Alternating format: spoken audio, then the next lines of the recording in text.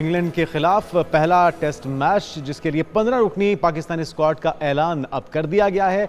बड़ी शिद्दत से इंतजार हो रहा था और बड़ी तनकीद भी पाकिस्तानी टीम पर हो रही थी क्योंकि जो पिछली कारकर्दगी है बांग्लादेश के खिलाफ वो तो आपके सामने ही है। उस पर बड़ी मायूसी भी क्रिकेट फैन को, और फिर हमने देखा कि जो सर्जरी की बातें हो रही थी उसमें तवक्को की जा रही थी कि बड़ी तब्दीली आएगी, बड़ी परफॉर्मेंस बेहतर होगी, लेकिन ऐसा कुछ भी नहीं हुआ। तो 7 से लेकर 11 अक्टूबर तक जो टेस्ट मैच है इसमें अब क्या होने जा रहा है ये वक्त बताएगा। बिल्कुल जी, ये वक्त बताएगा। हमारे साथ हमाद सदीकी साहब हैं, स्पोर्ट्स जर्नलिस्ट, हम उनको भी शामिल गुफ्तगू करते हैं। Welcome to show. चले हम उनको भी लेंगे, लेकिन उससे पहले जो तब्दीलियां हो रही हैं वो भी आपके सामने हैं और स्क्वाड का ऐलान कर दिया गया। एक बार फिर से कप्तानी के फराइज जो हैं वो सरंजाम देंगे शान के पास हैं और नायब कप्तान होंगे सऊद शकील। इसके बाद जी आमिर जमाल हैं, अब्दुल शफीक, इब्रार अहमद, बाबर आजम, मीर हमजा, मोहम्मद हुरैरा, मोहम्मद रिजवान विकेट कीपर बनेंगे, नसीम शाह, नुमान अली, साइम अयूब, सलमान अली आगा, सरफराज अहमद भी विकेट कीपर का रोल अदा करेंगे। और हमारे साथ हमाद सदीकी साहब आ चुके हैं लाइन पे। हमाद सदीकी साहब, वेलकम टू शो। हमाद साहब, जो इस वक्त पहले स्क्वाड का ऐलान कर दिया गया है, बता दिया गया है इंग्लैंड के खिलाफ से खिलाड़ी खेलने जा रहे हैं, क्या समझते हैं कि बिल्कुल ठीक सिलेक्शन हुई? देखिए, सिलेक्शन की पॉइंट ऑफ व्यू हमारी स्ट्रेटजी अगेंस्ट बांग्लादेश वो नाकाम हुई। हमने फास्ट पिचेस बनाई जो सोचते हुए कि हम बांग्लादेश से मैच जीतेंगे। इंग्लैंड की स्ट्रेंथ को देखते हुए हमने कहा नहीं, हमें दोबारा से यू टर्न लिया और हमने अब दोबारा स्पिनिंग ट्रैक के हिसाब कम किया। वो तो खैर इंजरी की वजह से खुरम शहजाद आउट हुए, लेकिन मोहम्मद अली को ड्रॉप और experience leg spinner Nauman Ali को पाकिस्तान टीम लेकर आए। साथ साथ थोड़ा सा अनफॉर्चुनेट थे कि आमिर जमाल ऑलराउंडर जो है वो बांग्लादेश के खिलाफ इंजरी की वजह से नहीं खेल सके थे, तो उनके आने से भी हमारा टीम थोड़ी बैलेंस हो जाएगी। लेकिन तीन प्लेयर्स वो कहते हैं ना क्राइटेरिया टीम में सिलेक्शन का परफॉर्मेंस होना चाहिए। कैप्टन शान मसूद, नई कैप्टनसी, नई बैट्समैन डिलीवर कर पाए।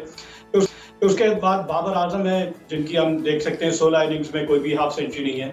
साथ साथ अब्दुल्ला शफीक, ये तीन टॉप ऑर्डर बैट्समैन हैं जो कि अगेंस्ट बांग्लादेश फेल, अब यही दोबारा से सिलेक्ट हो गए। हाँ, तो इस बार फिर क्या नया होगा? इस बार ये तो नया है कि पहले से ज्यादा टफ टीम हमारे सामने होगी, लेकिन हमारा स्क्वाड और हमारे कप्तान भी वही हैं, वही कंडीशन है वेदर की भी। तो क्या कोई बेहतरी की तवक्को रखें या फिर एक और बड़ी नाकामी हमारे सर पे मंडला रही है? हमाद भाई देखिए, इंग्लैंड खेलेगा अपने तर्ज की क्रिकेट जिसको हम कहते हैं बैस बॉल क्रिकेट, और बैस बॉल क्रिकेट वो थ्रू आउट 3 से 3.5 दिन में टेस्ट मैच को खत्म कर देती, क्योंकि वो ऑलमोस्ट 5 रन पर ओवर खेलते हैं। एक दिन में टेस्ट मैच में हमें पता है 90 ओवर्स होते हैं, तो 90 ओवर्स में 5 रन पर ओवर या more than 5 run per over they are going to score more than 450 run in a day. और इस तरह वो अगर 450 रन एक दिन कर लेते हैं। हमने तो देखा इवन बांग्लादेश हम 142 पे आउट हो गए। तो बांग्लादेश और इंग्लैंड की बॉलिंग बड़ा डिफरेंस है, तो उसके अगेंस्ट पाकिस्तान का डिलीवर करना, पाकिस्तान के बैट्समैनों का फॉर्म में आना बहुत जरूरी है। यस, बाबर आजम फॉर्म में आए हैं, 2 निप सेंचुरियां स्कोर की और उसके साथ साथ पे एक सेंचुरी भी उन्होंने चैंपियंस कप में स्कोर की। और जो टीम अनाउंस हुई है उसके बाद से जो प्लेयर्स हैं ये 15 इनको चैंपियंस कप से रेस्ट करवा दिया गया। ये जो प्ले ऑफ और फाइनल होने उसमें ये नहीं खेलेंगे। मेरा ये आइडिया था कि इनको इस चैंपियंस कप से पहले 2 डिफरेंट फॉर्मेट है, one day and test.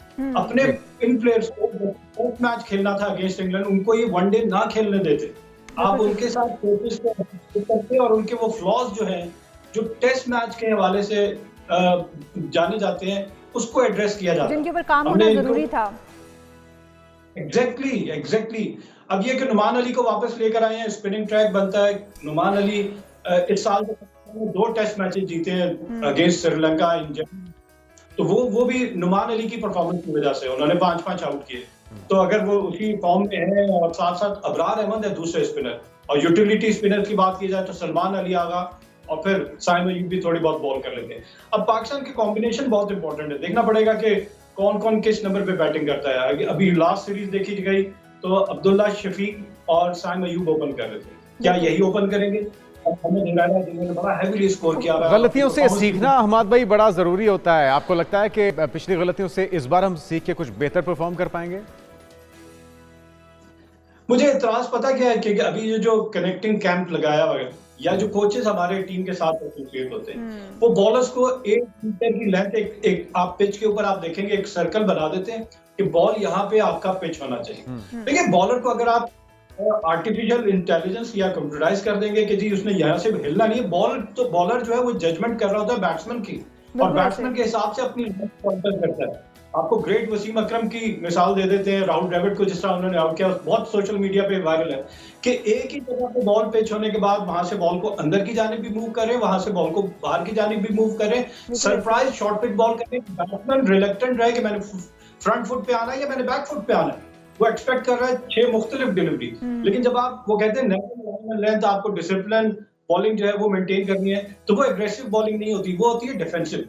Fast bowler हमेशा विकेट लेने के लिए बॉल करेगा, वो बैट्समैन को टेस्ट करेगा।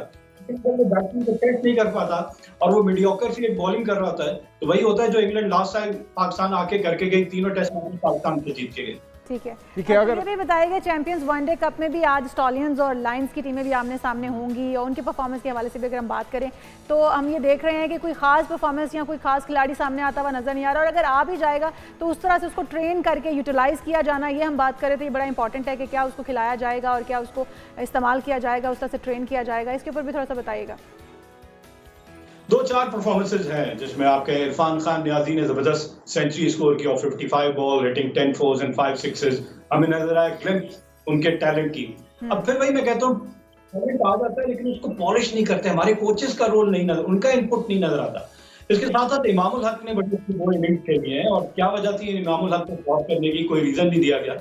इमामुल हक एस्टैब्लिश ओपनर थे आपके वनडे और टेस्ट मैचेस के, और अभी जो हम देखिए बीइंग ए कैप्टन, ना सिर्फ मैंने जिस तरह ना सिर्फ कैप्टन 5 टेस्ट मैचेस लगातार वो शिकस्त खा चुके हैं, और पाकिस्तान के सबसे मैं कहूँगा कि बुरी कप्तानी उनके ही हिस्से में आई अब तक, तो उनको ड्रॉप करना बहुत बड़ा फैसला है, क्योंकि वो कैप्टन है तो वो परफॉर्म करें या ना करें तो खिला रहे हैं। तो आपको शान मसूद की सबसे पहले जब सिलेक्शन कर रहे हैं तो कैप्टनसी के ऊपर सवाल आ जाता है कि 5 टेस्ट मैचेस लगातार आ चुके हैं और आपसे खुद भी डिलीवर नहीं हो रहा है एज ए बैट्समैन, तो आपकी तो टीम में जगह नहीं बनती। बिल्कुल ठीक है। सिर्फ इस वजह से कि वो लैंग्वेज बैरियर जो है, क्योंकि फॉरेन कोचेज हैं, शान मसूद इंग्लिश अच्छी बोल लेते हैं, उनके साथ कम्युनिकेशन अच्छी हो जाती है। क्रिकेट बेशक वो अच्छी ना खेले लेकिन कम्युनिकेशन वो बहुत तो अच्छी फिर है। हमें सिर्फ खिलाड़ियों को कम्युनिकेशन की वजह से खिलाना पड़ेगा, या कप्तान को हमें इसलिए रखना पड़ेगा कि वो कम्युनिकेशन अच्छी कर लेंगे, गुफ्तगू अच्छी हो जाएगी उनकी, बाकी छोड़ दें हम गेम को, बिल्कुल फोकस करने की जरूरत नहीं है, वो खेल पाएं या ना खेल पाएं, खिलाड़ियों को यकजान कर पाएं या ना कर पाएं। एग्जैक्टली मतलब मुझे तो बड़ी हंसी आती है इस सोच पे कि वो कम्युनिकेशन, भाई आप किसी और को रख लें साथ कि जो कम्युनिकेट करके अपने प्लेयर्स को बता दे, हमारे आप ट्रांसलेटर रख सकते हैं सर, इस काम के लिए तो आप ट्रांसलेटर साथ रख सकते हैं, अगर इतना ही बड़ा मसला है ये तो। एग्जैक्टली। अच्छा, फिर एक और चीज है कि देखिए स्कूल में बच्चे को जब अब वो मैट्रिक में चला जाए, हम उसको कहें कि आप वो गवर्नमेंट के स्कूल के स्टाइल में तख्ती भी दे दे और दवात भी दे दे और कलम दे दे कि जी आपकी लिखाई अच्छी है। अभी क्या हो रहा है कि हमारी टेस्ट टीम में जब प्लेयर आता है तब उसकी बेसिक्स जो है टेक्निक की वहां पे एड्रेस करने की कोशिश, भाई उसकी टेक्निक डेवलप हो चुकी है, अब आप उसको चेंज करने जाएंगे जिस तरीके से टेक्निक से वो यहाँ परफॉर्म करके पहुंचा है, तो वो आप उसको उसकी टेक्निक खराब कर देंगे, उससे जो अब तक डिलीवर कर रहा है वो भी नहीं होगा। माजी में बहुत सारी मिसाल है, एक ऐसे फास्ट बॉलर आए थे जो पाकिस्तान के फास्ट बॉलर थे, मैं 80s की बात कर रहा हूँ, उनका बॉलिंग एक्शन चेंज किया गया और उनकी पेस बिल्कुल खत्म हो गई, और फिर हमने देखा कि वो पाकिस्तान की तरफ से भी न खेल। देखिए जो प्लेयर अपनी ही टेक्निक से परफॉर्म करके पाकिस्तान टीम तक पहुंचा है, उसकी टेक्निक को नेशनल लेवल पे, इंटरनेशनल लेवल पे आके आप बेहतर नहीं कर सकते। तो कोचेस को जो ठीक है, इकदाम बहुत से हैं जो करने की ज़रूरत है। हमारे से देखिए हमारे साथ मौजूद थे हमाद भाई, आपका बहुत शुक्रिया। और ये चलता रहा तो फिर ना सिर्फ क्रिकेट ख़राब होगी बल्कि शायकीन की उम्मीदों पर भी पानी फेरेगा और इसका सिलसिला तवील